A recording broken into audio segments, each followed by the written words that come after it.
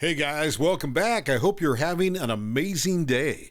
Let's get right into the stories. The first story is titled, Am I the A-hole for leaving home early after my stepmom cut me out of family pictures? I decided to visit my dad this weekend for New Year's. He was having some of my extended family over and I did not visit during Christmas, so it seemed like a good time to go. A few hours after I arrived, my ex-stepmother dropped by and said she had a gift for me. She handed me an envelope and inside were a bunch of cutout pictures of my face. She had decided to go to my dad's, she has a key still, and get some of the family photos and then cut me out of some of them. I looked at my dad because I had no idea what to say or what was going on, and he just sat there laughing it off. My ex-stepmom then told me that she thought I could use these for my scrapbook. I have not had a scrapbook since I was 12.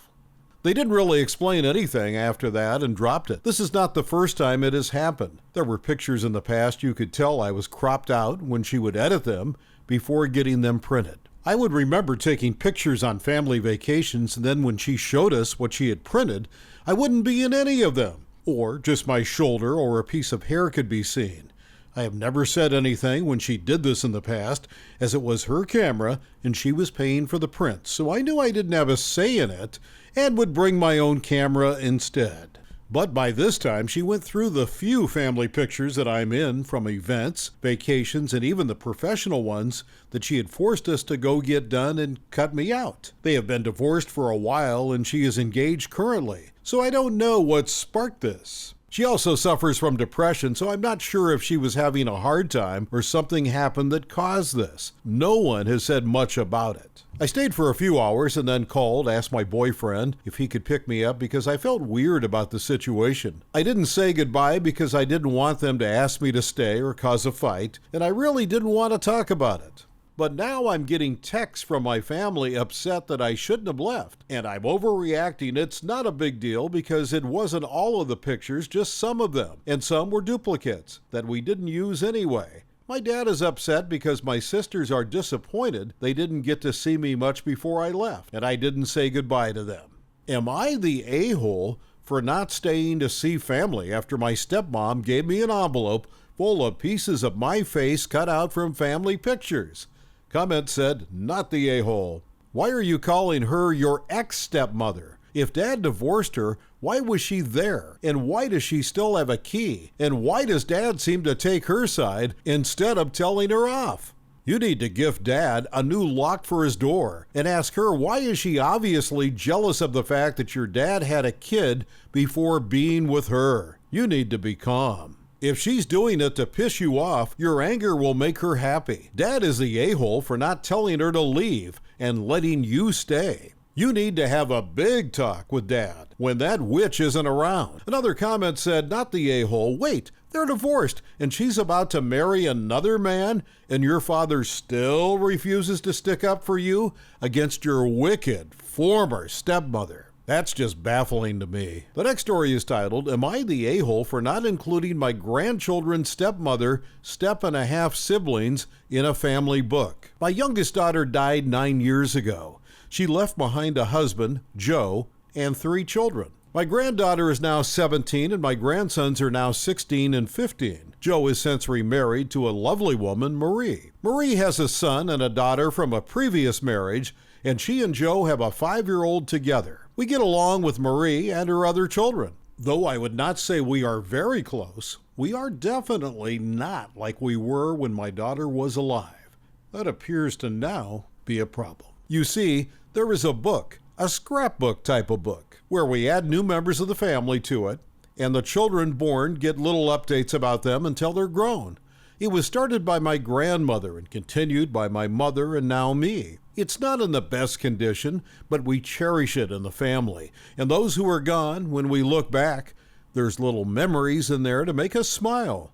I do not have Marie or any of her children in this book, but they are aware of the book's existence from Joe and from my grandchildren. My oldest granddaughter and her wife became parents recently, and the book became a hot topic. Marie was unhappy that my great-grandchild was included, but not her and her kids, because my great-grandchild is not related by blood. Joe told me the kids would love to have their whole family added to it. But then my grandchildren claim something different. It has become such a mess. Joe, Marie, and I eventually sat down to discuss it, and they told me they feel like Marie and the kids should be shown full acceptance as part of the whole family and included. Marie also added that she should be added where Joe is, which is pages joined to my daughters. I said that would never happen. She told me that she and her kids are just as much part of my family. I told her she is not. I made it very clear she will never be my daughter. Joe told me it would set a good example for my grandchildren for them to fully embrace Marie and the children, to drop the need for step, and see that they are all accepted just as much as he and they are. I told him I could not do that. That I love him, that I love my grandchildren, but I do not love Marie or their other children. That I like them and they are good to have around, but it is not the same. They're angry. My grandchildren are upset their dad wanted Marie and the other kids to be in the book. Marie called me a terrible grandmother and person, and that she had told her kids I was grandma, and now I had made their lives so much more terrible. Am I the a-hole? Comment said, not the a-hole. This is a very clear-cut case of not the a-hole. Marie and her children are not related to you by blood.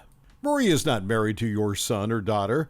Marie is married to your late daughter's widowed husband. Joe only happens to be in the book because he was married to your daughter, who has since died. Joe, too, has no connection to you anymore. Since your daughter is no longer around to have a say, her children need to do that for her. And they have. They don't want Marie and her children in this book. Joe should be happy that you're continuing the tradition for your daughter's children, for his older children whose mother has died. So should Marie. If Joe and Marie care so much, they should have started a new book years ago for their own blended family. But they cannot demand that extended family members do the same. Another comment said, not the a-hole. So your daughter was married to Joe. And after she passed, he married Marie. And now for some reason, Joe and Marie, neither of who are related to you by blood or any family ties except Joe by marriage, want you to add Marie and her children, Joe's stepchildren, and your grandkids' step-siblings into a scrapbook made by your grandmother, no relation to Joe, for your family to capture memories, etc. in? Tell Marie to start her own scrapbook. I would understand asking to be added if Joe was your son, but he's not. He has no right to ask you to do that, in my opinion, and I'm confused on why that's even something they thought would be okay. The next story is titled, Am I the a-hole for kicking out my brother, who our parents have previously disowned because he told my now ex-fiancé that I cheated 9 years ago? For reference, my brother Connor is 19, I am 26, and my now ex-fiancé Hunter is 28. Also for reference, already mentioned in the title, but my brother was kicked out when he was 16 because our parents snooped through his phone and found out he was gay. Connor had a birthday last weekend, so he invited his friends over, and they were all 18 to 20-year-olds, drinking and playing games. Hunter and I were about to head out to let them have the place to themselves when Connor asked if we wanted to join them. I initially refused, bit too old to be playing drinking games, but he insisted, and Hunter thought it would be fun to act like college students again. We all got pretty drunk, and Connor had the idea of playing Never Have I Ever. A few rounds in the statement, Never Have I Ever Cheated Before, came up. Now's a good time to mention that Hunter is staunchly against cheating. His ex-fiancée cheated on him, and it emotionally wrecked him. And unfortunately, as a lot of dumb, immature 17-year-olds do, I cheated on my boyfriend of 5 months. It was a stupid mistake. He found out and understandably ended things. This was almost a decade ago. I obviously learned my lesson and look back at that time with shame, and obviously never cheated since. Well, my brother knows about this, so when I didn't drink, he went, "Hey sis, what the hell? You know you cheated on insert X's name. You have to drink to that." My boyfriend paused, looked at me, looked at him, and just walked out of the room. I followed him and tried to talk, to tell him it was just a stupid teenage mistake, but he wasn't having any of it, and ended things on the spot. I'm numb. I'm heartbroken. He was my everything and more, and I still don't know how I'm going to move on. Connor tried to apologize, but I feel nothing but sadness and emptiness. This morning I served him an eviction notice. He begged me to stay and said he didn't mean to ruin my relationship, and he just didn't think when he said those words. I just can't look at him right now. He ruined my life. After I raised him and cared for him like he was my own. I feel so hurt. Am I being unreasonable? Comment said, I'm going to have to say everyone sucks here. Why your brother is TA bringing up your regretful teenage mistakes is a huge no-no. I don't know why you would think exclaiming to everyone, hey everyone, my sister is a cheater, was a great move. But I get that it was because he was drunk. Alcohol does make you do stupid things. I can easily see how the lack of judgment caused by inebriation could lead him to thinking that was an acceptable thing to do. Why your fiancé is TA, probably the most controversial of them, but I think that your ex-fiancé sucks the most. I get being hurt in the past because of cheating. I know that pain all too well, but he's holding a mistake you made when you were a teenager against you. Assuming you're being honest, you never cheated on him, you've never given any indication that you did, and the relationship was otherwise fulfilling. Breaking off an engagement over something you did a decade ago is overkill. Why your TA? You're misdirecting your anger.